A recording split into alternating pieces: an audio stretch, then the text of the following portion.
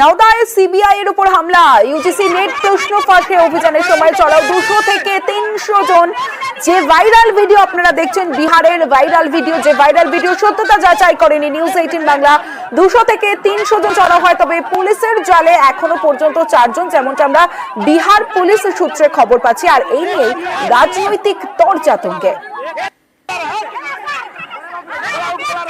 ED, CBI, income tax তাদেরকে নিজের স্বার্থে, দলের স্বার্থে অসৎ উদ্দেশ্যে ব্যবহার করা হয়েছে। এই করতে করতে একদিকে সিবিআই এর যেরকম মনোবল ভেঙে দেওয়া হয়েছে, আর উল্টো দিকে তাদের প্রতি মানুষের ভয় ভক্তি চলে গেছে।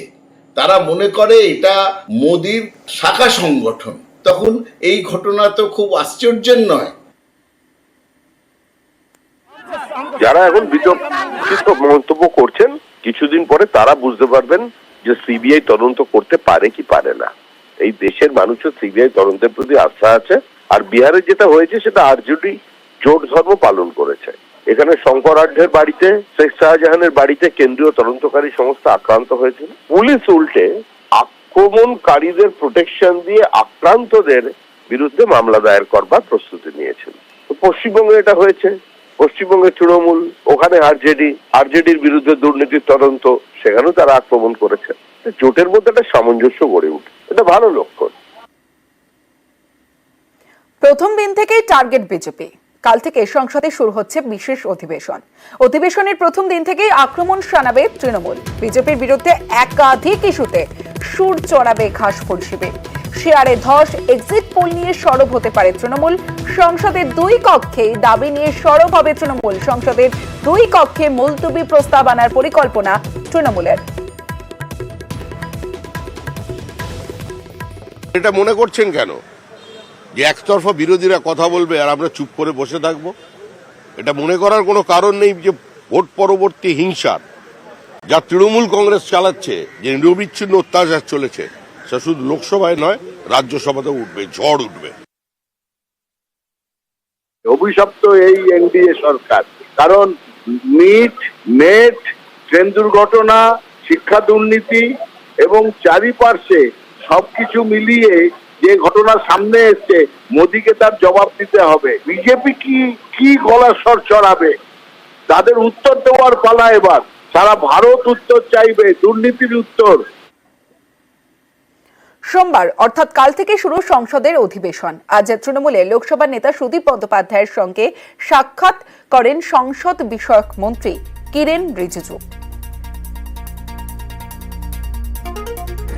প্রথম স্পিকারের জটিলতাটা আরো তৎপরতার সঙ্গে, দক্ষতার সঙ্গে আলোচনা করে সিদ্ধান্ত নিলে হয়তো মিটে যাওয়া সম্ভবপর ছিল, কিন্তু এই মুহূর্তে একটু জটিলতা এসেছে, কোনো সন্দেহ নেই। প্রথম স্পিকার সংক্রান্ত যে বিষয়টি আজকে যেখানে দাঁড়িয়ে আছে, আমাদেরকে হয়তো এই পরিস্থিতির বাইরেই থাকতে হবে। না, আমার পক্ষে বসা সম্ভব না, কারণ দলের নির্দেশই আমার কাছে শেষ কথা। দল চাইছে না এই মুহূর্তে যে অবস্থার সৃষ্টি হয়েছে তাতে ইন্ডিয়া অ্যালায়েন্স কোনোভাবে অসুবিধার মুখোমুখি হোক। তাদের মধ্যে যে একটা ঐক্যবদ্ধ উদ্যোগ এসছে সেটা ক্ষতিগ্রস্ত হোক। সুতরাং আমি কালকে যাচ্ছি না। It's always great time spending and learning from him, and we look forward to cooperate. Of course, politically there may be differences on certain issues, but functioning the House is the responsibility of all the honourable members. So we will really work together with proper coordination, and I look forward to get proper guidance and also cooperation from Sudeep Da. And of course, Mamta Didi is a very known leader of our country. We will start discussion now. There's nothing called any kind of deadlock, because there is no any formal proposal or any efforts yet.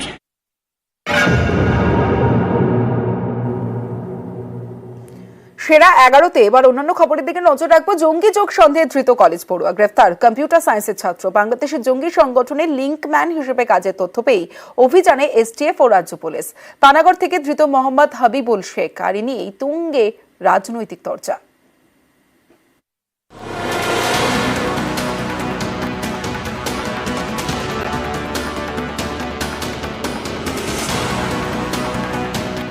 বাংলাদেশের জঙ্গি সংগঠনের সঙ্গে যোগাযোগ, এই সন্দেহে গ্রেপ্তার college পড়ুয়া। শনিবার পানাগড়ে এসটিএফ এবং রাজ্য পুলিশের যৌথ অভিযান। ধৃত মোহাম্মদ হাবিবুল শেখ।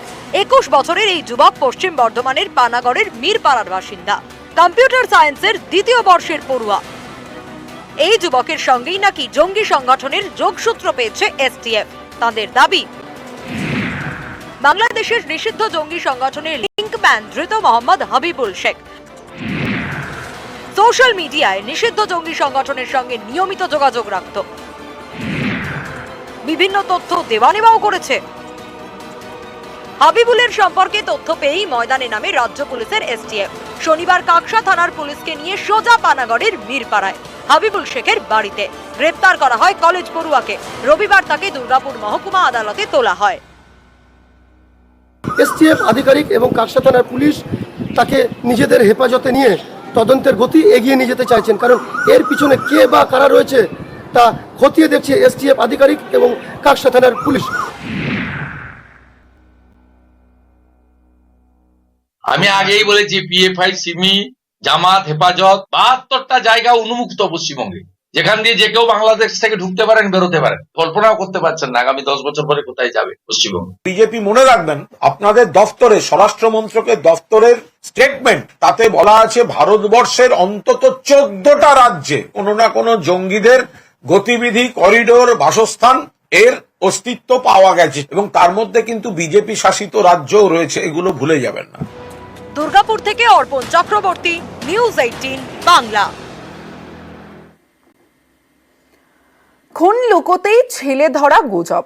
উত্তর 24 পরগনার গুজবে চাঞ্চল্যকর তথ্য প্রকাশ্যে। বারাসাতের কাজীপাড়ায় সম্পত্তি বিবাদে ভাইপোকে খুন করে ছেলে ধরা গুজবের ছক্কাকার। গুজবের জেরেই প্রায় 1 সপ্তাহ ধরে গণপিটুনির ঘটনা। সম্পত্তি বিবাদে ভাইপোকে খুনে ধৃত কাকা আঞ্জিব নবী। 8 তারিখ থেকে वो मौका, एक तो अपॉर्चुनिटी वो খুঁজছিল। 9 তারিখে জ্বর থাপ্পড় মেরেছে और গলা টিপি দিয়েছে। এর একটাই জিনিস ছিল কি কিভাবে পুলিশকে ডাইভার্ট করা হয়। তো ये ফার্স্ট ছুটিয়েছে, ये তো আজান দেয়, ये মসজিদ থেকে বলেছে কি এই মহিলা ये করেছে, পুলিশকে হ্যাকেল করো, जो বাহার থেকে এসেছে সবাইকে হ্যাকেল করো, ये করেছে। ফ্রম দ্য ফার্স্ট ডে ये ডাইভার্ট করছে সবকে। আমার সাথে গন্ডগোল হয়েছিল। আমার বাবার একটা তাল গাছ ছিল, ওই তাল গাছ নিয়ে সামান্য 1200 টাকায় তাল বেচেছি। আমাদের সামনে এও বলেছি যে আমাকে মারার প্ল্যান করেছিল, যেহেতু আমার সাথে পারবে না বলে ওই কারণে আমাকে মারতে পারেনি। আমার সন্তানকে নির্মল ভাবে ও হত্যা করে নিয়ে গেছে। তো আমরা চাইবো যে ওর জন্য ফাঁসি হয়।